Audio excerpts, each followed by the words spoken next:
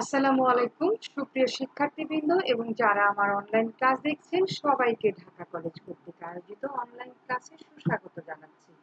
আমি মুসাম্মদ আয়েশা আক্তার, সহকারী অধ্যাপক, অর্থনীতি বিভাগ, ঢাকা কলেজ, ঢাকা।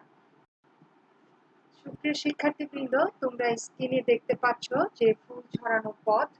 তো তোমাদের চলার পথ এরকম ফুল ছড়ানো হোক, কোভিড মহামারীর শেষে আমাদের আবার দেখা হোক ক্লাসরুমে, সেই শুভকামনা জানিয়ে আমি আমার আজকের ক্লাস শুরু করছি। প্রিয় শিক্ষার্থীবৃন্দ, আমরা ঈদ শেষ করেছি মাত্রই। তো তোমাদের আজকের ক্লাসের শুরুতে আমি তোমাদের ঈদ মোবারক জানাচ্ছি। তোমরা জানো যে এখন চলছে বর্ষাকাল এবং কদম ফুল আমাদের এই বর্ষা ঋতুর একটি প্রিয় অনুষঙ্গ। সেই কদম ফুলের মাধ্যমে আমি তোমাদেরকে ঈদ মোবারক জানাচ্ছি, ঈদের শুভেচ্ছা জানাচ্ছি। আমি আজকে পড়াবো অর্থনীতির প্রথম পত্র, যার বিষয় কোড হচ্ছে 109। এটি আছে হলো অধ্যায় 9-তে এবং এই অধ্যায় 9-এর শিরোনাম হচ্ছে সামগ্রিক আয় ও সামগ্রিক ব্যয়। প্রিয় শিক্ষার্থীবৃন্দ, আমি আজকে কি পড়াবো এটি জানার জন্য বা এটি চিন্তা করার জন্য আমি তোমাদেরকে একটি ছবি দেখাচ্ছি স্ক্রিনে। এই ছবিটিতে আমরা কি বুঝতে পারছি, দেখো এখানে অনেকগুলো হাত দিয়ে যে একটি ইয়েকে কি গাছ, সেই গাছের নিচে আছে আবার কতগুলো কয়েন, মুদ্রা। তো আমরা এটিকে যদি বলি, আমরা এই বৃক্ষটিকে যদি আমরা চিন্তা করি আমাদের দেশের অর্থনীতি হিসেবে, সেই দেশের অর্থনীতিকে আমরা এই এতগুলো হাত দিয়ে কি করা হয়েছে, এই হাতগুলো হচ্ছে অর্থনীতির এক একটি শক্তি। এই অর্থনীতির বিভিন্ন পারস্পরিক শক্তির মাধ্যমে একটি জাতীয় অর্থনীতিকে কি করা হয়েছে, ধরে রাখা হয়েছে, ব্যালেন্সে রাখা হয়েছে। গাছটি দেখো, একটি হাত যদি সরে যায় তাহলে কিন্তু গাছটি কি করবে, ভেঙে পড়বে। সেরকম যে অর্থনীতির যে শক্তিগুলো আছে, এর মধ্যে এই শক্তিগুলোকে যদি আমরা মানে কার্যকর না থাকে সমানভাবে সবাই, তাহলে কি হবে, অর্থনীতি ভেঙে পড়বে। তার মানে আজকে আমরা জাতীয় অর্থনীতিতে কিভাবে ভারসাম্য বজায় থাকবে সেই বিষয়টি আজকে আমরা জানবো। প্রিয় শিক্ষার্থীবৃন্দ, এই যে আমরা একটি চিত্র দেখাচ্ছি, এই জাতীয় অর্থনীতিতে ভারসাম্য জানবো, সেটি অবশ্যই আমরা তার সাথে সাথে আমরা চিত্রের মাধ্যমেও জাতীয় অর্থনীতি কিভাবে ভারসাম্যে পৌঁছবে সেটি আমরা শিখবো। সেই জন্য আমি চিত্রটিকে দেখাচ্ছি। এখানে চিত্রে দেখতে পাচ্ছ যে এগ্রিগেট এক্সপেন্ডিচার ফাংশন এবং এগ্রিগেট সাপ্লাই ফাংশন, এই দুটির সম্মিলিত বিন্দুতে দেখানো হয়েছে 45 ডিগ্রি লাইন, যেটি সাদা রেখা। এই দুটির সম্মিলিত বিন্দু মানে একটি আরেকটিকে ছেদ করেছে যে বিন্দুতে, সেই বিন্দুটি হচ্ছে ইকুইলিব্রিয়াম পয়েন্ট এবং ওয়াই হচ্ছে ইকুইলিব্রিয়াম ন্যাশনাল ইনকাম, অর্থাৎ ভারসাম্য জাতীয় আয়। এই বিষয়টি আমরা শিখবো। এখন আমরা যাচ্ছি যে আসলে তাহলে আজকে আমাদের বিষয়বস্তু কি, আমরা সেটি পেয়ে গিয়েছি যে আমাদের আজকের বিষয়বস্তু হচ্ছে ক্লাসের ভারসাম্য জাতীয় আয় নির্ধারণ। এটা ইংলিশ হচ্ছে ইকুইলিব্রিয়াম অফ ন্যাশনাল ইনকাম। প্রিয় শিক্ষার্থীবৃন্দ, তাহলে আজকে আমাদের পাঠ্য বিষয় কি সেটি যদি আমরা আজকে বলতে চাই, যে আজকে আমাদের যে বিষয়বস্তু আছে সেই বিষয়বস্তুর অধীনে আমাদের পাঠ্য বিষয় হচ্ছে কি, ভারসাম্য কি, ভারসাম্য জাতীয় আয় নির্ধারণ পদ্ধতি, দুই খাত বিশিষ্ট অর্থনীতিতে ভারসাম্য জাতীয় আয় নির্ধারণ এবং তিন খাত বিশিষ্ট অর্থনীতিতে ভারসাম্য জাতীয় আয় নির্ধারণ এবং বাড়ির সবশেষে আমরা বাড়ির কাজ এটিও রেখেছি।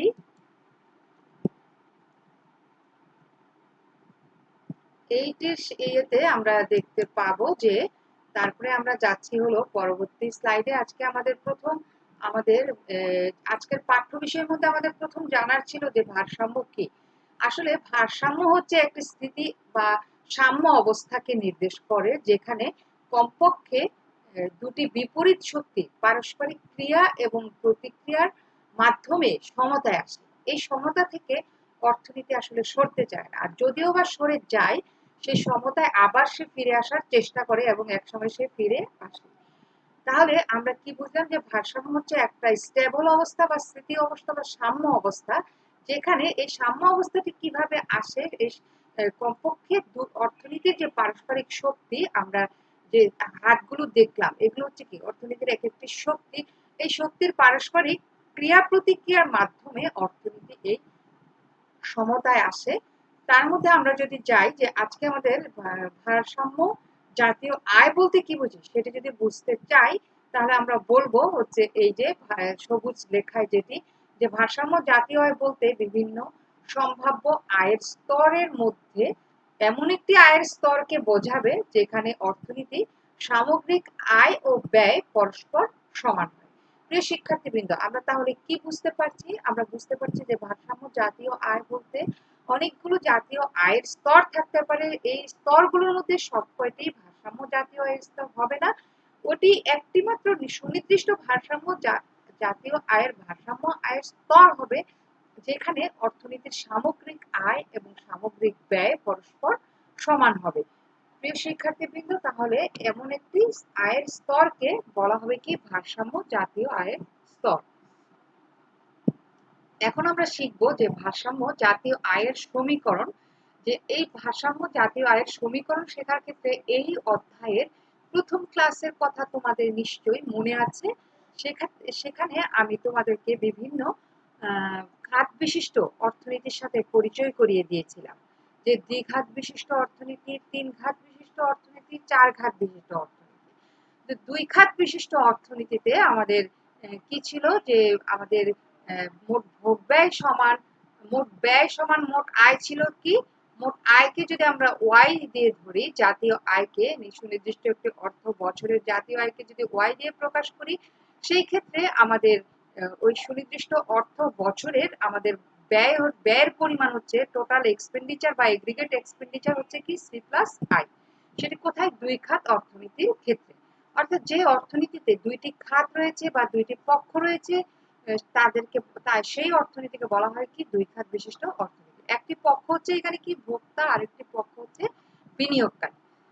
এবং এই অর্থনীতিটিকে আবদ্ধ অর্থনীতিও বলা হয়, কারণ কি এখানে দেশের বাইরের কোনো বাণিজ্যকে অ্যালাউ করা হয় না। তার মানে দেশের মধ্যেই এই অর্থনীতি কার্যক্রম সীমাবদ্ধ থাকে। প্রিয় শিক্ষার্থীবৃন্দ, আমরা এখন যাচ্ছি যে তিন খাত বিশিষ্ট অর্থনীতি বা আবদ্ধ অর্থনীতি। তিন খাত বিশিষ্ট অর্থনীতি কোনটি? যেটি ক্ষেত্রে মানে তিনটি পক্ষ থাকবে অর্থনীতিতে, তিনটি পক্ষ কাজ করবে এবং এটিও আবদ্ধ অর্থনীতি। তো দুই খাত অর্থনীতির সাথে যদি আমরা সরকারের ব্যয়কে ইনক্লুড করি বা অন্তর্ভুক্ত করি, তাহলে সেটি হয়ে যাবে তিন খাত অর্থনীতি, তিন খাত বিশিষ্ট অর্থনীতি। সেই ক্ষেত্রে ভারসাম্য জাতীয় আয়ের সমীকরণটি হচ্ছে ওয়াই ইকুয়াল সি ইকুয়াল, এই যে এটি Y equal C plus I plus G. এখানে জি হচ্ছে সরকারি ব্যয়, আই হচ্ছে মোট বিনিয়োগ ব্যয় এবং সি হচ্ছে মোট ভোগ ব্যয়। তাহলে এটিও আমাদের আবদ্ধ অর্থনীতিতে পড়ে, কারণ এখানেও আমরা দেখতে পাচ্ছি যে দেশের বাইরের কোনো কার্যক্রমকে, অর্থনৈতিক কার্যক্রম অর্থাৎ আন্তর্জাতিক বাণিজ্যকে অ্যালাউ করা হয়নি। তারপরে আসে আমরা চার খাত বিশিষ্ট অর্থনীতি বা মুক্ত, যেটিকে মুক্ত অর্থনীতি বলা হয়। মুক্ত অর্থনীতি কেন বলা হয়? যে অর্থনীতিতে কোনো বাধা নিষেধ নাই অর্থনৈতিক লেনদেন বা অর্থনৈতিক কার্যক্রম পরিচালনার ক্ষেত্রে, সেই অর্থনীতিকে বলা হয় চার খাত অর্থনীতি, চার খাত বিশিষ্ট অর্থনীতি বা মুক্ত অর্থনীতি। এই মুক্ত অর্থনীতিতে আমরা কি বৈদেশিক বাণিজ্যকে ইন্ট্রোডিউস করেছি, এই যে এক্স মাইনাস এম, এটি হলো নিট রপ্তানি। এই নিট রপ্তানিকে অন্তর্ভুক্ত করার কারণে এটি হয়ে গিয়েছে কি চার খাত বিশিষ্ট অর্থনীতি। এবং নিট রপ্তানিতে এখানে এক্স হচ্ছে কি রপ্তানির পরিমাণ এবং এম হচ্ছে মোট আমদানির পরিমাণ। এই রপ্তানির পরিমাণ থেকে আমদানির পরিমাণকে যদি আমরা বিয়োগ দেই, তাহলে বের হবে হচ্ছে কি আমাদের নিট রপ্তানি। এটির এই নিট রপ্তানির এই এক্স মাইনাস এম এর পার্থক্য যদি পজিটিভ হয়, তাহলে আমাদের কি হবে? অর্থনীতিতে আমাদের জাতীয় আয় বাড়বে। এবং এই নিট রপ্তানির পরিমাণ যদি নেগেটিভ হয়, তাহলে আমাদের জাতীয় আয় কমে যাবে। এবং নিট রপ্তানির পরিমাণ যদি শূন্য হয়, তাহলে আমাদের আন্তর্জাতিক অর্থনীতিতে সুষম বাণিজ্য মানে সুষম ভারসাম্য বিরাজ করবে এবং কোনো লেনদেন ঘাটতি বা লেনদেন উদ্বৃত্ত দেখা দিবে না, এবং এই ক্ষেত্রে এখানে জাতীয় আয়ের ক্ষেত্রে উপর কোনো প্রভাব বিস্তার হবে না। প্রিয় শিক্ষার্থীবৃন্দ, আমি যাচ্ছি যে পরের স্লাইডে আমি তোমাদেরকে এই যে ভারসাম্যের জাতীয় আয়ের সমীকরণগুলো দেখালাম, এই সমীকরণগুলো আসলে কিভাবে ভারসাম্য জাতীয়, এই সমীকরণগুলোর ভিত্তিতে জাতীয় আয় আসলে কিভাবে নির্ধারণ হবে সেইটির পদ্ধতি নির্ধারণ পদ্ধতি নিয়ে আমি কথা বলবো। ভারসাম্য জাতীয় আয় নির্ধারণের দুটি পদ্ধতি রয়েছে। একটি হচ্ছে কি, যে প্রথম পদ্ধতি হচ্ছে ভোগ ব্যয় বিনিয়োগ এবং আয়ের সমতা দ্বারা ভারসাম্য জাতীয় আয় নির্ধারণ, অর্থাৎ মোট ব্যয় এবং মোট আয়ের সমতার দ্বারা জাতীয় আয় নির্ধারণ, ভারসাম্য জাতীয় আয় নির্ধারণ। আরেকটি হচ্ছে সঞ্চয় ও বিনিয়োগের সমতার দ্বারা ভারসাম্য জাতীয় আয় নির্ধারণ। তবে প্রিয় শিক্ষার্থীবৃন্দ, দ্বিতীয় পদ্ধতি যেটি, যে সঞ্চয় ও বিনিয়োগের সমতা দ্বারা ভারসাম্য জাতীয় আয় নির্ধারণ, এটি আমরা পূর্ববর্তী ক্লাসে আমরা পড়িয়েছি বা আমি পড়িয়েছি। আর আজকে তাহলে আমাদের একটি বাকি আছে, সেটি হলো কি ভোগ ব্যয়, বিনিয়োগ ব্যয় এবং আয়ের সমতার দ্বারা, অর্থাৎ মোট ব্যয় এবং মোট আয়ের সমতার দ্বারা যে ভারসাম্য জাতীয় আয় নির্ধারণ হবে সেটি আজকে আমরা করব। তাহলে আমরা ভারসাম্য জাতীয় আয় নির্ধারণ পদ্ধতি আমরা একটু দেখি। আসলে ভারসাম্য জাতীয় আয় নির্ধারণ হয় হচ্ছে যে আমাদের কিসের মাধ্যমে? ভারসাম্য জাতীয় আয় নির্ধারণ হয় হচ্ছে আমাদের নির্ধারণ পদ্ধতি হচ্ছে আমাদের সামগ্রিক চাহিদা এবং সামগ্রিক যোগানের মাধ্যমে। এই যে এডি হচ্ছে আমাদের কি, এগ্রিগেট ডিমান্ড, সামগ্রিক চাহিদা, এএস হচ্ছে এগ্রিগেট সাপ্লাই অর্থাৎ সামগ্রিক যোগান, অর্থাৎ সামগ্রিক চাহিদা সমান সামগ্রিক যোগান যদি সমান হয় তখনই আমাদের জাতীয় ভারসাম্য অর্জিত হবে। প্রিয় শিক্ষার্থীবৃন্দ, এই যে আমরা এই যে একটু আগে যে সমীকরণগুলো দেখলাম, এখানে এটি সামগ্রিক চাহিদা বলতে আমরা কি বুঝবো? যে দুই খাত অর্থনীতির জন্য আমাদের সামগ্রিক চাহিদা হচ্ছে সি প্লাস আই, অর্থাৎ আমরা যে পরিমাণ ব্যয় করি সেটি হলো আমাদের সামগ্রিক চাহিদা। তাহলে সি হচ্ছে আমাদের ভোগ ব্যয় এবং বিনিয়োগ ব্যয়, এই দুটির যোগফল হচ্ছে আমাদের দুই খাত অর্থনীতির জন্য এগ্রিগেট ডিমান্ড। এবং এগ্রিগেট ডিমান্ডের সাথে এগ্রিগেট সাপ্লাইকে কি দিয়ে নির্দেশ করা হয়? মোট উৎপাদন বা জাতীয় আয় ও আয়ের মাধ্যমে এগ্রিগেট সাপ্লাই বা সামগ্রিক যোগান নির্দেশ করা হয়।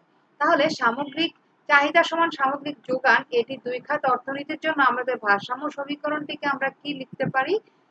যে Y equal C plus I, Y equal C plus I, এটি হচ্ছে কি আমাদের দুই খাত অর্থনীতির জন্য ভারসাম্য সমীকরণ। আর তিন খাত অর্থনীতির জন্য তাহলে আমাদের ভারসাম্য সমীকরণ হবে কোনটি? Y equal C plus I plus G. এখানে C plus I plus G এটি হচ্ছে, এই যে এইখান থেকে এটি হচ্ছে আমাদের কি, এগ্রিগেট ডিমান্ড এডি, এবং ওয়াই হচ্ছে আমাদের এএস। এবং তিন খাত অর্থনীতির জন্য তাহলে আমাদের এই সমীকরণটি, এবং চার খাত অর্থনীতির জন্য আমাদের এগ্রিগেট ডিমান্ড হচ্ছে কি C plus I plus G plus X minus M, এটি হচ্ছে এগ্রিগেট ডিমান্ড, এবং এটির সমান হচ্ছে কি আমাদের জাতীয় আয় বা মোট উৎপাদন, যেটি এগ্রিগেট সাপ্লাইকে নির্দেশ করে। তাহলে আমাদের চার খাত অর্থনীতির জন্য আমাদের সমীকরণ কোনটি? ভারসাম্য জাতীয় আয় নির্ধারণের y equals c plus i plus g plus x minus m। প্রিয় শিক্ষার্থীবৃন্দ, তাহলে আমাদের ভারসাম্য জাতীয় আয় নির্ধারণ পদ্ধতি আমরা কিভাবে করব, কিভাবে করা হয় সেটি, এবং এটাকে যদি আমরা রেখাচিত্রে আঁকতে যাই, যে সামগ্রিক যোগানকে আমরা যদি দেখাতে, আমরা সামগ্রিক যোগানকে কি বুঝিয়েছি? যে মোট জাতীয় আয় বা মোট উৎপাদনের পরিমাণকে মোট সামগ্রিক যোগান বলা হয়। এবং এটি যদি আমরা রেখাচিত্রের মাধ্যমে আঁকতে যাই সামগ্রিক যোগান রেখা, তখন আমরা 45 ডিগ্রি লাইন অর্থাৎ 90 ডিগ্রি কোণকে আমরা ভাগ করে কি দিয়ে? 45 ডিগ্রি লাইন দিয়ে।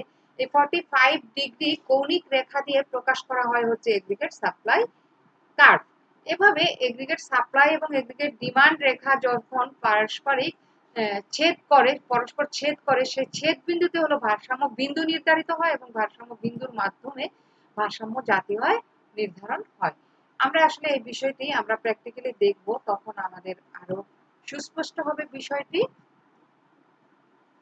আমরা এখন দিচ্ছি যে এই এগ্রিগেট সাপ্লাই কে আমরা এই যে 45 ডিগ্রি লাইনকে কেন শূন্য সঞ্চয় রেখা বলা হয়? এগ্রিগেট সাপ্লাই সমান কি বলেছি আমরা? যে 45 ডিগ্রি লাইন। তাহলে 45 ডিগ্রি লাইনকে কেন শূন্য সঞ্চয় রেখা বলা হয়? এটিকে আমরা যদি বলতে চাই, তাহলে 45 ডিগ্রি রেখাতে আয় সমান হচ্ছে ব্যয়, মোট আয় সমান হচ্ছে মোট ব্যয় অর্থাৎ মোট আয় থেকে মোট ব্যয় যদি সমান হয় তাহলে সঞ্চয় কি হবে? শূন্য। অর্থাৎ সঞ্চয় ইকুয়াল কি আমাদের আমরা জানি আয় মাইনাস হলো ব্যয়, তাহলে কি ওয়াই মাইনাস ই ইকুয়াল হলো শূন্য। প্রিয় শিক্ষার্থীবৃন্দ, আমি যখন এই 45 ডিগ্রি লাইনটি দেখাবো তখন আমি এটি তোমাদের সাথে আরো পরিচয় করে দিব। এখন আমি যাচ্ছি যে দুই খাত বিশিষ্ট অর্থনীতির ভারসাম্য জাতীয় আয় নির্ধারণ। ভারসাম্য জাতীয় আয় নির্ধারণ সেটা আমরা সমীকরণের সাহায্যে দেখব। সমীকরণ আমরা জানি যে দুই খাত বিশিষ্ট অর্থনীতির সমীকরণ হচ্ছে এই যে y equal C plus I. y equal C plus I, এটি হলো দুই খাত বিশিষ্ট অর্থনীতির ভারসাম্য জাতীয় আয়ের সমীকরণ। এই সমীকরণের আমরা যদি সি এর মান বসাই, সি এর মান আমরা গত ক্লাসে কিন্তু শিখেছি যে সি হচ্ছে কি সামগ্রিক ভোগব্যয়। সামগ্রিক ভোগব্যয়ের সমীকরণ কি? এই যে এ প্লাস বি ওয়াই। তাহলে এই সি এর মান বসিয়ে দিলাম এ প্লাস বি ওয়াই, আর এখানে আই এর মান বসাইলাম হলো কি I equal I not. I not দিয়ে কি বোঝানো হয়েছে যে এখানে এখানে বিনিয়োগ আয় বলতে এখানে স্বয়ংভূত বিনিয়োগকে বোঝানো হয়েছে, যে বিনিয়োগের সাথে আমাদের কি জাতীয় আয়ের কোনো সম্পর্ক নেই, সেই বিনিয়োগকে বোঝানো হয়েছে। তার মানে এখানে বিনিয়োগ ব্যয় বলতে স্থির বিনিয়োগ বা স্বয়ংভূত বিনিয়োগকে বোঝানো হয়েছে। তাহলে আমরা এখন এখানে কি পাই? এই যে এই সমীকরণটি থেকে ওয়াই কে আমরা, এখানে তো ওয়াই আছে, এই বি ওয়াই কে আমরা যদি এখানে এই ডান পাশে নিয়ে আসি মাইনাস বাম পাশে নিয়ে আসি মাইনাস বি ওয়াই হয়ে যায়, আর এবং এ এখানে থাকে হচ্ছে কি তাহলে এ এবং আই নট। এখন আমরা এটি থেকে কমন নিলাম, ওয়াই যদি কমন নিই তাহলে এখানে কি থাকে? 1, আর এখানে থাকে হলো মাইনাস বি, আর এই পাশে থাকে হচ্ছে এ প্লাস আই নট। এখন এটিকে আমরা যদি ওয়াই যা ভারসাম্য জাতীয় আয় বের করার জন্য আমরা এখানে কি করি? ওয়াই ইকুয়াল আমরা বের করি যে ওয়াই ইকুয়াল তাহলে কি এ প্লাস আই নট ভাগ হচ্ছে 1 মাইনাস বি। এখানে বি এর কথা নিশ্চয়ই প্রিয় শিক্ষার্থীরা তোমাদের মনে আছে। এই এই যে y ইকুয়াল আমরা পেলাম হচ্ছে a প্লাস আই নট ভাগ হচ্ছে 1 মাইনাস বি। এটি হলো কি আমাদের জাতীয় ভারসাম্য জাতীয় আয়ের সমীকরণ। কয় খাত অর্থনীতির ক্ষেত্রে? দুই খাত অর্থনীতির ক্ষেত্রে। আর এটিকে আমরা যদি তিন খাত অর্থনীতির ক্ষেত্রে বের করি, এই ভারসাম্য জাতীয় আয়ের সমীকরণটি হবে y equal a plus I not plus G not ভাগ হচ্ছে 1 মাইনাস বি। প্রিয় শিক্ষার্থীবৃন্দ, তোমাদের কি মনে আছে বি দিয়ে আমরা কি পড়েছিলাম? বি দিয়ে বোঝায় হচ্ছে কি এমপি সি, আর 1 মাইনাস বি দিয়ে কি বোঝায়? MP S. অর্থাৎ 1 এমপিসি থেকে আমরা যদি এক বাদ দেই তাহলে সেটা কি বের হয়? MP S. প্রিয় শিক্ষার্থীবৃন্দ, তাহলে আমি যাচ্ছি হচ্ছে পরবর্তী স্লাইডে, যে তোমাদেরকে দুই খাত বিশিষ্ট অর্থনীতিতে ভারসাম্য জাতীয় আয় নির্ধারণ আমরা কিভাবে হবে, আমরা যে সমীকরণের সাহায্যে শিখলাম সেই সমীকরণটি থেকে আমাদের উদ্দীপকের সাহায্যে আমরা এটা দেখার চেষ্টা করছি। যে আমরা ধরি যে সি ইকুয়াল 100 প্লাস 0.5 ওয়াই এবং আই ইকুয়াল হচ্ছে আই নট প্লাস হচ্ছে ইকুয়াল হচ্ছে 100। তাহলে ভারসাম্য জাতীয় আয় কত? আমাদের ওয়াই ইকুয়াল হলো সি প্লাস আই, এবং এটি হচ্ছে আমাদের কি ওয়াই।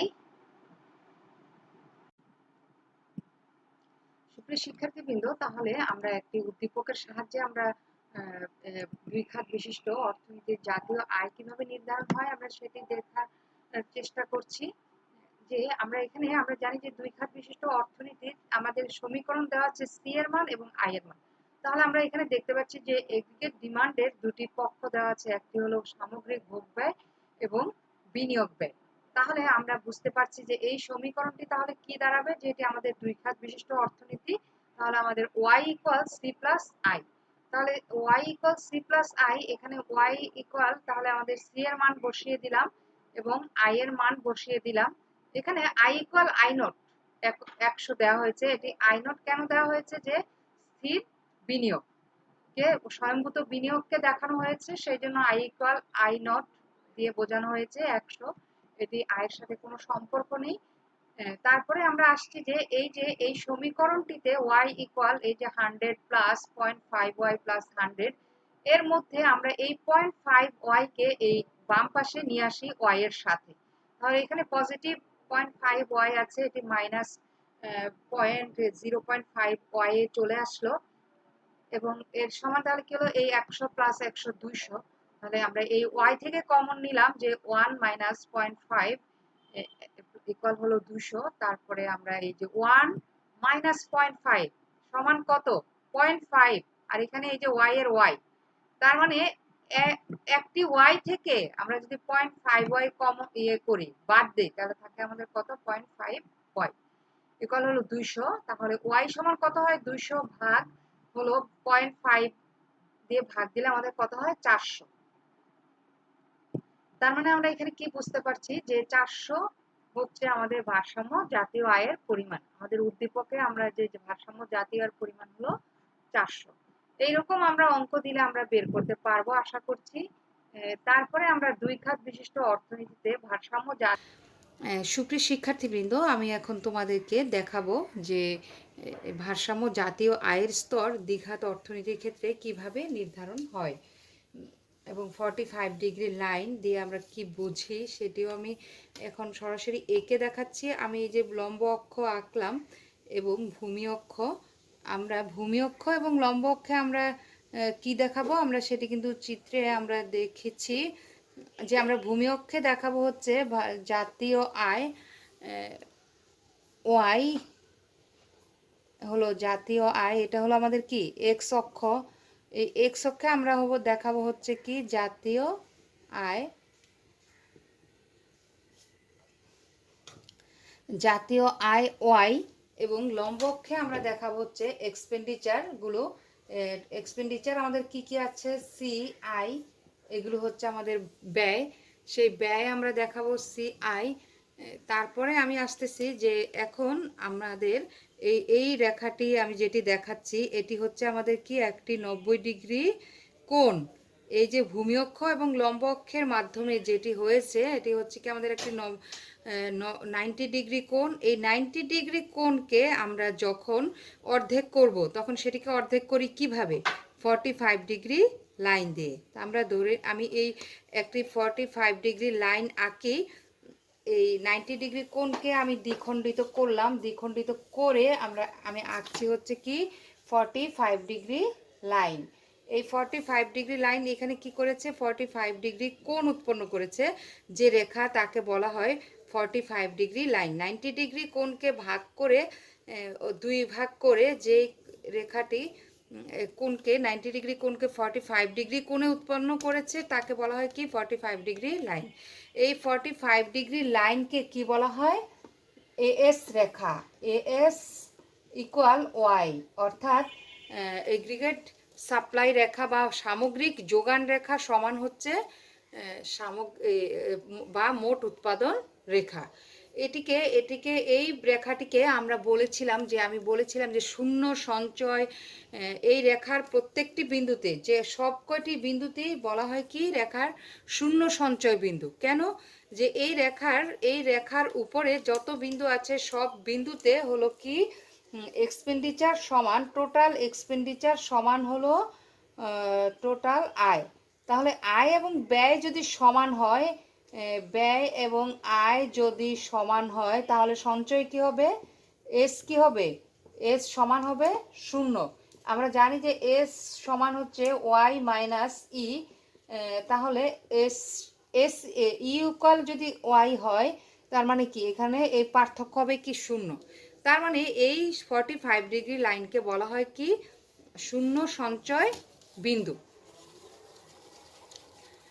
প্রিয় শিক্ষার্থীবৃন্দ, আমি এখন যাচ্ছি হচ্ছে আমাদের এই যে আমাদের এগ্রিগেট সাপ্লাই রেখা পেলাম, আমাদের এগ্রিগেট ডিমান্ড রেখার মাধ্যমে নির্ধারণ হবে হচ্ছে আমাদের কি ভারসাম্য জাতীয় আয়ের স্তর। আমরা এখন ধরে নিচ্ছি যে আমাদের এই আমাদের যে ভোগ ব্যয় রেখা, সেই ভোগ ব্যয় রেখাটি হচ্ছে মোট ভোগ ব্যয় রেখাটি হচ্ছে আমাদের এইরকম। প্রিয় শিক্ষার্থীবৃন্দ, সেটি তোমরা আগের ক্লাসগুলোতে দেখেছো যে স্বয়ংভূত ভোগ এবং পরিচিত ভোগ মিলে হচ্ছে আমাদের কি মোট ভোগ ব্যয় রেখা। এইগুলো হলো আমাদের কি সি রেখা।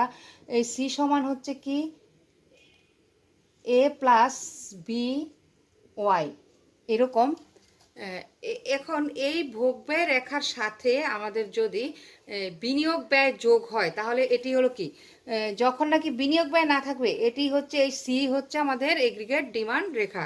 কিন্তু আমরা এখন দ্বিঘাত অর্থনীতির ক্ষেত্রে আমাদের এগ্রিগেট ডিমান্ড সমান কি হবে, সি প্লাস আই। তার মানে এখানে সি আছে, এর সাথে আই এর পরিমাণ, এই আই অবশ্যই আমাদের হচ্ছে আই নট, মানে হচ্ছে কি স্থির বিনিয়োগ।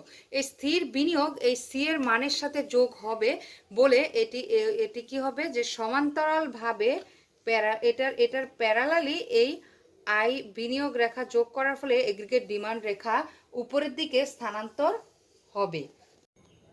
প্রিয় শিক্ষার্থীবৃন্দ, যখন আমাদের এগ্রিগেট ডিমান্ড সমান শুধু ছিল ভোগ ব্যয়, তখন আমাদের রেখা ছিল এরকম, C equal A plus B Y সমান হলো এগ্রিগেট ডিমান্ড। তখন আমাদের ভারসাম্য জাতীয় আয়ের স্তর এটি হতো, এই যে এই ওয়াই নট হতো। কিন্তু এখন আমরা কি করেছি, আমাদের যেহেতু দ্বিঘাত অর্থনীতিতে আমাদের সেক্টর কয়টি, খাত কয়টি, ভোগ ব্যয় এবং বিনিয়োগ ব্যয় দুটি। তাহলে ভোগ ব্যয়ের সাথে আমাদের বিনিয়োগ ব্যয় যোগ হলে এগ্রিগেট ডিমান্ড রেখা কি হবে, উপরের দিকে স্থানান্তর হবে। তাহলে উপরের দিকে স্থানান্তর হলে আমাদের এইটুকু হচ্ছে আমাদের কি, এই স্থির বিনিয়োগের পরিমাণ যোগ হয়ে আমাদের রেখা প্যারালালি আমাদের কি হয়েছে, উপরের দিকে শিফট করেছে, স্থানান্তর হয়েছে। তখন আমাদের সি প্লাস আই ইকুয়াল এডি। এই এগ্রিগেট ডিমান্ড রেখাটি, এগ্রিগেট এই যে সাপ্লাই রেখা 45 ডিগ্রি লাইন, এই সাপ্লাই রেখাকে কোন বিন্দুতে ছেদ করেছে, এই বিন্দুতে ছেদ করেছে। এই বিন্দুর নাম দিলাম আমরা E1। তাহলে এই E1 বিন্দুতে ছেদ করলে আমাদের ভারসাম্য বিন্দু কোথায় হয়, যে এই Y1-এ। এখন আমরা প্রিয় শিক্ষার্থীবৃন্দ, আমরা তাহলে দ্বিঘাত অর্থনীতির ক্ষেত্রে আমাদের এই যে দুই খাত অর্থনীতির ক্ষেত্রে আমাদের জাতীয় ভারসাম্য আয়ের স্তর কোথায় নির্ধারণ হলো, ওয়াই ওয়ান এবং ভারসাম্য বিন্দু হচ্ছে আমাদের কি E1। কারণ এখানে কি হয়েছে, এখানে এগ্রিগেট ডিমান্ড রেখা সি প্লাস আই রেখা কি করেছে, এগ্রিগেট সাপ্লাই রেখাকে ই বিন্দুতে ছেদ করেছে। এই যে এগ্রিগেট সাপ্লাই রেখা, এই যে 45 ডিগ্রি লাইন বা এস রেখা, এই রেখাকে E1 বিন্দুতে ছেদ করেছে। সেই জন্য আমাদের E1 বিন্দু হচ্ছে আমাদের ভারসাম্য বিন্দু, এবং এই বিন্দু থেকে আমাদের জাতীয় আয়ের স্তর, ভারসাম্য জাতীয় আয়ের স্তর হচ্ছে Y1। এই বিন্দু ছাড়া অন্য কোনো বিন্দুতে আমাদের ভারসাম্য জাতীয় আয়ের স্তর হবে না। কারণ এখানে আমরা যদি দেখি, আমাদের এগ্রিগেট ডিমান্ড রেখা যদি আমাদের এটি হয়, তাহলে আমরা এখানে যদি আমরা Y0 স্তরে আমরা জাতীয় আয়ের স্তর নেই, তাহলে আমরা কি দেখতে পাচ্ছি, যে এখানে আমরা দেখতে পাচ্ছি যে আমাদের জাতীয় আয় বৃদ্ধির আরো সুযোগ আছে, তাই তো। তাহলে আমাদের বিনিয়োগ বাড়ালে আমাদের কি হবে, জাতীয় আয় আরো বাড়বে। এই বিন্দুতে কিন্তু কি হয় না, যে এই বিন্দুতে আমরা দেখতে পাই, এখানে যদি আমরা জাতীয় আয়ের স্তর ধরি, তাহলে আমাদের সাপ্লাই রেখা হলো এখানে আর আমাদের ডিমান্ড রেখা হলো এখানে। তাহলে কে বেশি, এগ্রিগেট ডিমান্ড হলো এখানে বেশি, এগ্রিগেট ডিমান্ড বেশি, এগ্রিগেট সাপ্লাই কম। আর যদি Y1 স্তরের আমরা পরবর্তী ইয়েতে যাই, তখন আমরা কি দেখতে পাবো, আমরা যদি Y2 স্তর যাই, আয়ের স্তর যদি আমরা Y2 ধরি, যে 0 Y2, এই স্তরে আমরা কি দেখি, যে এগ্রিগেট সাপ্লাই হলো এই পর্যন্ত আর এগ্রিগেট ডিমান্ড হলো এই পর্যন্ত। তাহলে এখানে কি, এগ্রিগেট সাপ্লাই হলো বেশি আর এগ্রিগেট ডিমান্ড হলো কম। এগ্রিগেট ডিমান্ড হলো এই বিন্দু পর্যন্ত, এই Y2 এই বিন্দু পর্যন্ত, আর এগ্রিগেট সাপ্লাই হলো Y2 এই বিন্দু পর্যন্ত। তাহলে এখানে আমরা কি দেখতে পাই, যে এগ্রিগেট সাপ্লাই বেশি, এগ্রিগেট ডিমান্ড কম। শুধুমাত্র এই E1 বিন্দুতে আমাদের কি হয়েছে, এগ্রিগেট ডিমান্ড সমান এগ্রিগেট সাপ্লাই হয়েছে, অর্থাৎ সামগ্রিক চাহিদা সমান সামগ্রিক যোগান হয়েছে। সেই কারণে E1 বিন্দু হচ্ছে আমাদের ভারসাম্য বিন্দু, এবং এই সম্পর্কিত জাতীয় আয়ের স্তর হচ্ছে আমাদের ভারসাম্য জাতীয় আয়ের স্তর। এই স্তরের আগের বিন্দুতে কি হবে, আগের জাতীয় আয়ের স্তরে হলো সামগ্রিক চাহিদা এডি হবে বেশি এবং সামগ্রিক যোগান হবে কম। কারণ এখানে এই বিন্দু পর্যন্ত হলো এডি সামগ্রিক চাহিদা, আর এই বিন্দু পর্যন্ত হলো আমাদের সামগ্রিক যোগান। তার মানে সামগ্রিক যোগান কম, সামগ্রিক চাহিদা বেশি এই ভারসাম্য বিন্দুর পরে। এই জন্য অর্থনীতিতে কি হবে, বিনিয়োগ বাড়বে, কর্মসংস্থান বাড়বে এবং জাতীয় আয়ের স্তর এই Y1-এ যাবে। আবার যখন নাকি Y1 পরের স্তরে আমরা যদি ভারসাম্য অর্জন করতে যাই Y2 স্তরে, তখন আমাদের কি দেখা যাচ্ছে যে আমাদের এগ্রিগেট সাপ্লাই হলো বেশি এবং এগ্রিগেট ডিমান্ড হচ্ছে কম। এই কারণে কি হবে, এগ্রিগেট ডিমান্ড বা সামগ্রিক চাহিদা যখন কম থাকার কারণে আমাদের কি হবে, যে আমাদের এগ্রিগেট সাপ্লাই বা সামগ্রিক যোগানের পরিমাণও কমে আসবে। কমে কোথায় আসবে, এই ইউয়ান বিন্দুতে আসবে। যার ফলে কি হবে, এগ্রিগেট ডিমান্ড সমান এগ্রিগেট সাপ্লাই, অর্থাৎ সামগ্রিক চাহিদা সমান হচ্ছে সামগ্রিক যোগান, সামগ্রিক চাহিদা সমান হচ্ছে সামগ্রিক যোগান। তাহলে এই ই বিন্দুই হচ্ছে আমাদের কি, ইউয়ান বিন্দু হচ্ছে আমাদের ভারসাম্য বিন্দু এবং OY1 হচ্ছে আমাদের ভারসাম্য জাতীয় আয়ের স্তর। এটি হলো আমাদের দ্বিঘাত অর্থনীতির ক্ষেত্রে। আর আমরা যদি তিন ঘাত অর্থনীতি দেখাই এখানে, তাহলে প্রিয় শিক্ষার্থীবৃন্দ আমাদের কি দেখাবো আমরা, যে তিন ঘাত অর্থনীতি আমরা এখন দেখাবো। তিন ঘাত অর্থনীতি হলে আমাদের ভারসাম্য বিন্দুটি কিভাবে পরিবর্তন হয় তোমরা সেই অবস্থাটিও তোমরা দেখবে। এখন তিন ঘাত অর্থনীতি নিতে হলে আমাদের কি নিতে হবে, আমাদের জি নিতে হবে, জি সরকারের ব্যয়। তাহলে আমাদের এগ্রিগেট ডিমান্ডের সাথে কি যোগ হয়ে যাচ্ছে, জি যোগ হয়ে যাচ্ছে। তখন আমাদের এই এগ্রিগেট ডিমান্ড রেখা C+I এগ্রিগেট ডিমান্ড রেখা কি হবে, আরো উপরের দিকে স্থানান্তর হবে। তাহলে আমরা দেখি যে এইখানে আমি ধরে নিলাম যে এই জি হওয়ার ফলে আমাদের এই যে জি যোগ হলো কত, এইটা হলো জি নট, অর্থাৎ স্থির সরকারের ব্যয়, স্থির সরকারের ব্যয় এখানে যোগ হয়েছে। সরকারের ব্যয় যোগ হওয়ার কারণে এই এগ্রিগেট ডিমান্ড রেখা কি হয়েছে, উপরের দিকে আরো উপরের দিকে শিফট করেছে। এখানে C+I+G ইকুয়াল হচ্ছে কি এগ্রিগেট ডিমান্ড, সামগ্রিক চাহিদা। এই কারণে এখন আমরা কি দেখতে পাই, তাহলে এই যে সামগ্রিক যে যোগান রেখা, এই যোগান রেখাকে আমাদের এগ্রিগেট চাহিদা রেখা, সামগ্রিক চাহিদা রেখা কোথায় ছেদ করেছে, এই বিন্দুতে। এই বিন্দুর নাম দিলাম আমরা E2। তাহলে আমাদের ভারসাম্য বিন্দু কোথা থেকে কোথায় পরিবর্তন হয়ে গেল, E1 বিন্দু থেকে পরিবর্তন হয়ে গেল E2-তে এবং আমাদের ভারসাম্য জাতীয় আয়ের স্তর বেড়ে কি হয়ে গেল, আমাদের Y2 হয়ে গেল। তার মানে এখানে আমরা কি দেখতে পাচ্ছি, যে সামগ্রিক চাহিদার পরিমাণ যদি বাড়ে তাহলে আমাদের ভারসাম্য জাতীয় আয়ের স্তর বাড়ে এবং সামগ্রিক চাহিদা যদি কমে তাহলে আমাদের কি হবে, সামগ্রিক আমাদের ভারসাম্য জাতীয় আয়ের স্তর কমবে। তার মানে হচ্ছে কি, আমাদের অর্থনীতি আসলে সবসময়ই ভারসাম্য জাতীয় আয়ের স্তরে থাকবে, কিন্তু সেটি হতে পারে কম আয়ের স্তরে, হতে পারে বেশি আয়ের স্তরে। বেশি আয়ের স্তরে কখন হবে, যখন সামগ্রিক চাহিদার পরিমাণ বাড়বে তখন আমাদের ভারসাম্য জাতীয় আয়ের স্তর বাড়বে। আর যখন সামগ্রিক চাহিদার পরিমাণ কমবে তখন আমাদের কি হবে, আমাদের ভারসাম্য জাতীয় আয়ের স্তর কমবে। এখন এই তিন ঘাত অর্থনীতির ক্ষেত্রে আমাদের ভারসাম্য জাতীয় আয়ের হচ্ছে কোনটি, চিত্র হচ্ছে কোনটি, এটি। তিন ঘাত অর্থনীতির জন্য আমাদের ভারসাম্য জাতীয় আয়ের চিত্র হচ্ছে এটি। তাহলে আমরা এখানে কি দেখতে পেলাম, আমরা যদি শুরু থেকে বলি যে ভূমি অক্ষে দেখাবো আমরা জাতীয় আয় এবং লম্ব অক্ষে দেখাবো আমরা ব্যয়গুলো, যে এখানে আমরা তিন খাত অর্থনীতি নিয়েছি বলে CI এবং G নিয়েছি। তাহলে আমাদের প্রাথমিক ভোগ রেখা ছিল, যদি ভোগ শুধুমাত্র অর্থনীতিতে ভোগ থাকে তাহলে আমাদের এডি হবে কি C=AD। বিনিয়োগের পরিমাণ যদি শূন্য থাকে, বিনিয়োগ যদি না থাকে তাহলে আমাদের কি পরিমাণ শূন্য থাকে, তখন আমাদের কি হবে, এই আয়ের মান যখন আমাদের শূন্য হবে, আয়ের মান যখন আমাদের শূন্য হবে তখন আমাদের এগ্রিগেট ডিমান্ড রেখা কোনটি হবে, এই যে C=A+BY=AD। তখন আমাদের ভারসাম্য বিন্দু হবে কোথায়, এটি। এই যে এই বিন্দুর নাম দিলাম আমি E এবং ভারসাম্য জাতীয় আয়ের স্তর হবে আমাদের OY0। এবং যখন নাকি আমাদের এগ্রিগেট ডিমান্ডের সাথে আমাদের বিনিয়োগ ব্যয় পজিটিভলি যোগ হবে তখন আমাদের এই সামগ্রিক চাহিদার পরিমাণ কি দাঁড়াবে, C+I। C+I যখন, তখন আমাদের এই সামগ্রিক চাহিদা রেখা কি হবে, উপরের দিকে স্থানান্তর হবে। স্থানান্তর হলে আমরা ধরে নিচ্ছি যে আমাদের স্বয়ংভূত বিনিয়োগ বা স্থির বিনিয়োগের পরিমাণ হচ্ছে আই নট এতটুকু।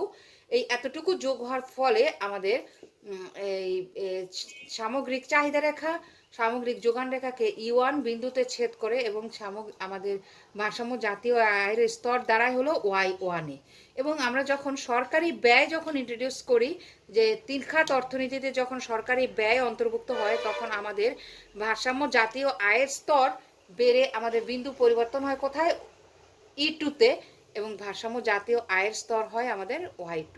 এভাবে আমরা দেখতে পাই যে আমাদের সামগ্রিক চাহিদার পরিমাণ বাড়লে আমাদের ভারসাম্য জাতীয় আয়ের স্তর বাড়ে। প্রিয় শিক্ষার্থীবৃন্দ, এই ছিল আমার এই চিত্র সম্পর্কিত কথা। আমি এখন তোমাদেরকে পাওয়ার পয়েন্ট প্রেজেন্টেশনে নিয়ে যাচ্ছি। ইনকাম ডিটারমিনেশন এই চিত্রের নাম, এবং এই ভূমি অক্ষে আমরা ওএক্স অক্ষে আমরা দেখাবো হচ্ছে ইনকাম, এবং ওয়াই অক্ষে আমরা দেখাবো হচ্ছে কি এক্সপেন্ডিচার। এখানে এক্সপেন্ডিচার কি কি আছে, যে ভোগ ব্যয় আছে, তারপরে আছে হলো বিনিয়োগ ব্যয়। আমাদের এই যে স্বয়ংভূত বিনিয়োগ, এই রেখাটি কোনটি? এই যে স্থির বিনিয়োগ এইখানে ভূমি অক্ষের সমান্তরাল, এবং এই আমাদের ভোগ ব্যয় রেখা কোনটি? এই যে সি, যেটি স্বয়ংভূত ভোগ এখান থেকে শুরু হয়েছে। তারপরে আমরা আসছি হচ্ছে যে আমাদের এখন এই যে স্বয়ংভূত বিনিয়োগ, এটির সাথে এই সি এর সাথে যদি ওই স্বয়ংভূত বিনিয়োগের পরিমাণ যোগ হয়, তাহলে আমাদের কি হবে? এগ্রিগেট ডিমান্ড রেখাটি এই সমান্তরাল ভাবে আরো উপরের দিকে স্থানান্তর হবে। তাহলে এই যে সি প্লাস আই রেখা কোনটি? এই যে সি প্লাস আই ইকুয়াল এডি, এটি এই এই এগ্রিগেট ডিমান্ড সমান হলো কি এগ্রিগেট সাপ্লাই রেখা কোনটি? আমি আগেই বলেছিলাম এই যে 40, এটি ধরো যে আমাদের একটা 90 ডিগ্রি কোণ, এই 90 ডিগ্রি কোণের 45 ডিগ্রি লাইন বা এই কোণকে যদি অর্ধেক করি তাহলে 45 ডিগ্রি কোণ পাই, এবং কি কোন লাইনটি দিয়ে? এই যে যে রেখাটি, এটি হলো আমাদের 45 ডিগ্রি লাইন। এই 45 ডিগ্রি লাইন হচ্ছে আমাদের কি? ওয়াই ইকুয়াল এএস, অর্থাৎ যা মোট জাতীয় উৎপাদন বা আমাদের সামগ্রিক যোগান রেখা। এই সামগ্রিক যোগান রেখা সমান হলো হয়েছে কি সি প্লাস আই বা এস রেখা, এটি কোন বিন্দুতে? এই ই বিন্দুতে সমান হয়েছে। এই ই বিন্দুতে সমান হওয়ার ফলে এই ই বিন্দু হচ্ছে আমাদের ভারসাম্য জাতীয় মানে ভারসাম্য বিন্দু, এবং এই ভারসাম্য জাতীয় আয়ের স্তর হচ্ছে 200। এখানে বিভিন্ন ভারসাম্য জাতীয় আয়ের স্তর আছে 100, 200, 300, 400, কিন্তু সব কয়টি আমাদের ভারসাম্য জাতীয় আয়ের স্তর নয়। একমাত্র 200 হচ্ছে আমাদের ভারসাম্য জাতীয় আয়ের স্তর। কারণ হচ্ছে এই বিন্দুতে এই আয়ের স্তরের বিন্দুতে আমাদের কি হয়েছে? এগ্রিগেট সাপ্লাই রেখা এবং এগ্রিগেট ডিমান্ড রেখা পরস্পরকে ছেদ করেছে। সেই জন্য এই বিন্দুটি হচ্ছে আমাদের কি ভারসাম্য জাতীয় আয়ের স্তর বিন্দু। আর এটিকে যদি আমরা তিন খাত বিশিষ্ট অর্থনীতির ক্ষেত্রে দেখাতে চাই, তাহলে আমরা দেখতে পারি যে এরকম, যে এই সি প্লাস আই এর সাথে আরো মানে জি, যেটুকু জি নট, অর্থাৎ এখানে জি নট হচ্ছে যে গভর্নমেন্টের যে সরকারি ব্যয়, এই সরকারি ব্যয়ের পরিমাণকে, স্থির সরকারি ব্যয়ের পরিমাণকে এখানে যোগ করার ফলে এই এগ্রিগেট ডিমান্ড রেখা আরো উপরের দিকে স্থানান্তর হয়েছে, যার ফলে এখানে ই বিন্দুতে যে ভারসাম্য আয়ের স্তর ছিল এটি বেড়ে E1 বিন্দুতে ভারসাম্য আয়ের স্তর নির্ধারণ হয়েছে, কারণ এগ্রিগেট ডিমান্ড রেখা উপরের দিকে স্থানান্তর হয়েছে। যেহেতু এগ্রিগেট ডিমান্ড বেড়েছে, সেজন্য রেখা উপরের দিকে স্থানান্তর হয়েছে, এবং ভারসাম্য বিন্দু ই বিন্দু থেকে স্থানান্তর হয়ে E1 বিন্দুতে চলে গিয়েছে। কারণ এই 45 ডিগ্রি লাইনের সাথে যখন গভর্নমেন্টের এক্সপেন্ডিচার যোগ করা হয়েছে এগ্রিগেট ডিমান্ড রেখা, তখন হচ্ছে কোথায় ছেদ করেছে? E1 বিন্দুতে, যার ফলে ভারসাম্য জাতীয় আয়ের স্তর হয়ে গিয়েছে Y1। প্রিয় শিক্ষার্থীবৃন্দ, এই ক্ষেত্রে আমরা এই যে এই যে আমাদের S ইকুয়াল I, সেই রেখার ভারসাম্য বিন্দু ছিল ই বিন্দু, এবং যখন জি সরকারি ব্যয়কে ইন্ট্রোডিউস করা হলো তখন এই ভারসাম্য বিন্দু হয়ে গিয়েছে কি E1 বিন্দু, যার জাতীয় আয়ের স্তর হচ্ছে E1 Y1। তাহলে আমরা এখানে দেখতে পাচ্ছি যে আমরা যেভাবেই জাতীয় আয়ের ভারসাম্য জাতীয় আয়ের স্তর নির্ধারণ করি না কেন, একই হবে। যেহেতু আমরা সঞ্চয় এবং বিনিয়োগের সমতার মাধ্যমে যদি জাতীয় আয়ের স্তর নির্ধারণ করি, সেই ক্ষেত্রে যা হবে আয়ের স্তর এবং ভোগ ব্যয় এবং আয়ের জাতীয় আয়ের সমতার মাধ্যমে যে স্তর নির্ধারণ করি সেটিও একই হবে। যেমন এই ই বিন্দু ছিল আমাদের কি সি প্লাস আই এবং 45 ডিগ্রি লাইন ওয়াই এর ছেদ বিন্দু, যার মাধ্যমে জাতীয় আয় নির্ধারণ ছিল ওয়াই স্তরে। আর এইখানে আমরা নিচের স্তরে দেখতে পাচ্ছি যে এই ওয়াই স্তরই আমাদের সঞ্চয়, এই যে স্বয়ংভূত বিনিয়োগ, যে আই এবং এস রেখা পরস্পর ছেদ করেছিল। আর যখন আমরা সরকারি ব্যয় যখন আমরা নিয়েছি, 3 খাত অর্থনীতি নিয়েছি, তখন আমাদের সামগ্রিক ব্যয়, সামগ্রিক চাহিদা রেখা কি হয়েছে, উপরের দিকে স্থানান্তর হয়েছে, যে সি প্লাস আই প্লাস জি এটিতে স্থানান্তর হয়েছে এবং ভারসাম্য বিন্দু হয়েছে E1। আবার আমরা নিচের চিত্রে দেখি যে যেখানে সঞ্চয় এবং বিনিয়োগের সমতার মাধ্যমে জাতীয় আয় নির্ধারণ হয়, ভারসাম্য জাতীয় আয়, সেখানেও আয় এর সাথে যোগ হয়েছে কি সরকারি ব্যয়। এর ফলে আমাদের কি হয়েছে, আমাদের সঞ্চয় রেখার আমাদের কোথায় বিনিয়োগ হয়েছে E1 বিন্দুতে, এবং ভারসাম্য জাতীয় আয়ের স্তর হচ্ছে Y1। তাহলে আমাদের যে পদ্ধতিতেই আমরা জাতীয় আয় নির্ধারণ করি না কেন, ভারসাম্য জাতীয় আয়ের স্তর কিন্তু একই হবে। প্রিয় শিক্ষার্থীবৃন্দ, এই ছিল আমার আজকের ক্লাস। সেই ক্ষেত্রে আমাদের একটি যে বাড়ির কাজ আছে, তো তোমরা, আমি তোমাদের মনে হয়তো প্রশ্ন জাগতে পারে আমি কেন 4 খাত অর্থনীতি দেখাচ্ছি না। প্রিয় শিক্ষার্থীবৃন্দ, তোমাদের বইয়ের সিলেবাসে আবদ্ধ অর্থনীতির ক্ষেত্রে শুধু জাতীয় আয়ের ভারসাম্য দেখাতে বলা হয়েছে। মুক্ত অর্থনীতির ক্ষেত্রে জাতীয় আয়ের ভারসাম্য নির্ধারণের বিষয়টি এখানে আসবে না, তোমাদের সিলেবাসে নেই। সেজন্য আমি 4 খাত বিশিষ্ট অর্থনীতিতে জাতীয় আয়ের ভারসাম্য কেমন হবে সেটি আমি দেখাচ্ছি না। তাহলে আজকে আমি ক্লাসের শেষের দিকে চলে এসেছি। আমাদের বাড়ির কাজ হচ্ছে যে এই যে 45 ডিগ্রি কৌণিক রেখাকে কেন শূন্য সঞ্চয় রেখা বলা হয়।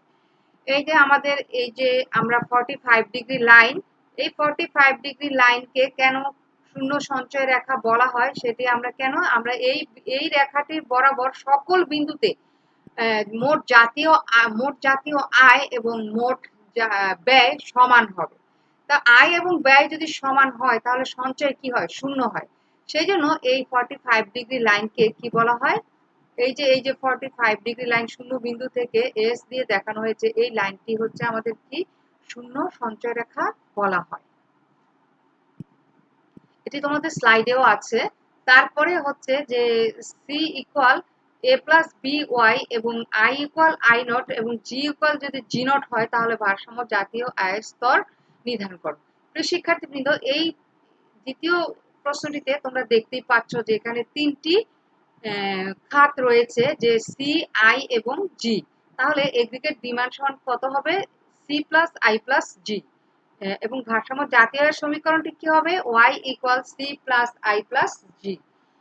অর্থাৎ এখানে সি এর মান বসাবো, আই এর মান বসাবো এবং জি এর মান বসিয়ে আমরা এই যে আজকের ক্লাসে 2 খাত অর্থনীতির ক্ষেত্রে ভারসাম্য জাতীয় আয়ের যে সমীকরণ আমরা থেকে আমরা যে ভারসাম্য জাতীয় আয় পেয়েছিলাম, সেই জাতীয় আয়ের সমীকরণের মতো করে আমরা ভারসাম্য জাতীয় আয়ের স্তর নির্ধারণ করব।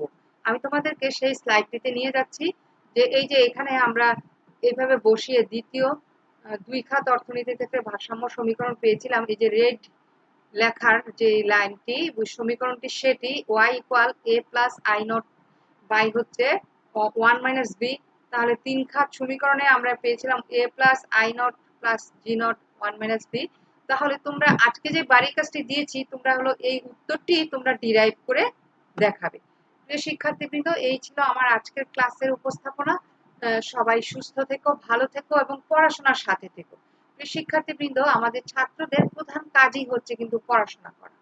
তাহলে আমাদের যে পরিস্থিতি হোক না কেন, আমরা দিনের মধ্যে একটি মিনিমাম সময়, যেমন তোমাদের ইন্টারমিডিয়েট ছাত্র হিসেবে তোমাদের দিনের মধ্যে 5-6 ঘন্টা পড়া উচিত। সে 5 ঘন্টা বা 6 ঘন্টা তোমরা পড়াশোনা অবশ্যই চালিয়ে রাখবে, আর পরীক্ষার সময় তো আরো বেশি সময় পড়তে হবে।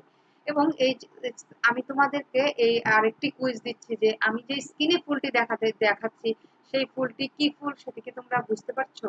তোমরা এই ফুলের নাম তোমরা তোমাদের এটি হোম টাস্ক থাকলো, তোমরা কমেন্টের মাধ্যমে লিখবে। আমি তোমাদের সবাইকে ধন্যবাদ জানিয়ে এবং সবার সুস্বাস্থ্য কামনা করে আমি আমার আজকের ক্লাস শেষ করছি। আল্লাহ হাফেজ।